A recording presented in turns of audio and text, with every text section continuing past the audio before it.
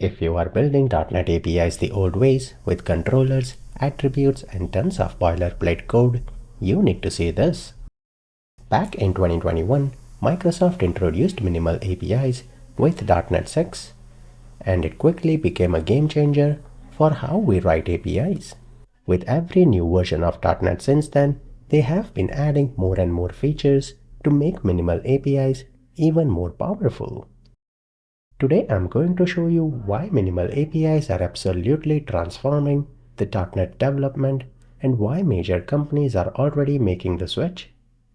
By the end of this video, you'll understand exactly why this is the future of API development in .NET.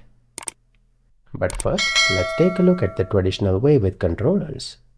So first, let's talk about how we have been building APIs in .NET for years. Here is a typical controller-based API endpoint.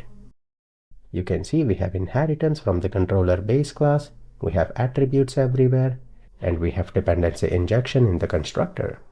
Now do not get me wrong, this works perfectly fine. We have built thousands of successful applications this way. But if you have a simple API that is responsible to do some things, you have to write quite some code to accomplish that. For a simple API, that's a lot of code just to define two endpoints. Now let me show you the same functionality with minimal API, and you can see the amount of code that you have to write is very less when you compare that to traditional API. It is exactly the same functionality but lesser code. Look at how clean that is. No controllers, no base class, no attributes scattered everywhere, just your endpoints defined exactly where you need them with dependency injection happening automatically through parameters. This is the beauty of minimal APIs. You focus on what matters, your business logic, and your endpoints. That being said, why should you care about that? And let me give you few of the top reasons.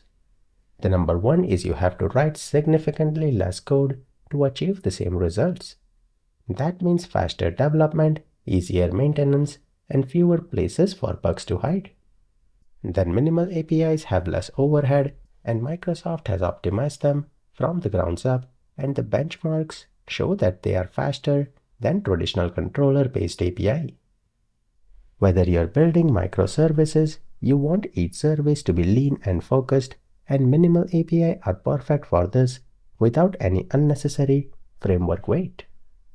The next point is if you are new to .NET or teaching someone, minimal APIs have a much gentle learning curve because you do not need to understand the MVC pattern, controller's lifecycle, or complex attribute routing before you can build your first endpoint.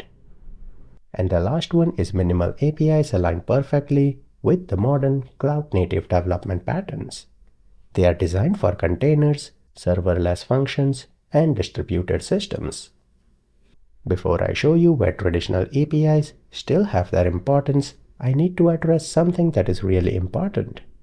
You might have heard or read somewhere that minimal APIs don't work well with Swagger or OpenAPI documentation. Let me be crystal clear about that. That is outdated information. Minimal APIs work excellent with Swagger and Scalar. In fact, the OpenAPI support is fantastic now, especially from .NET 8 onwards. Minimal APIs work excellently both with Swagger and Scalar UI. If anyone tells you that minimal API cannot handle proper API documentation, they are working with outdated information. But that being said, there is one more thing that I want to share, and that is where traditional controllers or traditional API are still more meaningful and they outshine minimal APIs. If you are building a massive API with hundreds of endpoints across multiple business domains, the controller-based approach gives you a better organization out of the box. Controllers naturally group related endpoints together by class easier in huge codebase with large teams. Think about it. If you have 50 product-related endpoints, having them all in one product controller class will make them easy to find, but with minimal APIs, you'll need to be more intentional about your organization strategy. Then if your team has years of experience with ASP.NET MVC and controller-based APIs, then your entire codebase follows that pattern. Maintaining that consistency might be more valuable than switching to something that is new, which is minimal API. Another point is if you rely heavily on complex custom model binders, especially parameter binding logic or custom action result implementation that your team has built over the years, then the controller infrastructure provides more established extension points. Now you can do all of this in minimal APIs, but if you already have a robust controller-based framework, migration will add additional cost here, and you need to justify on if it is worth to migrate to minimal API. But here is what I will say. For new projects, starting fresh without legacy constraint, minimal APIs are absolutely where the ecosystem is heading.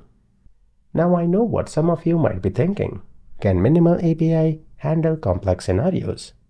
Absolutely. You can still use filters and middleware's API versioning, authentication and authorization, and everything else that you need for production application. Another question that many students have is what about organization? Won't my program.cs class get huge? Well, that is a great question. You can organize your endpoints into separate files using extension methods or endpoint groups.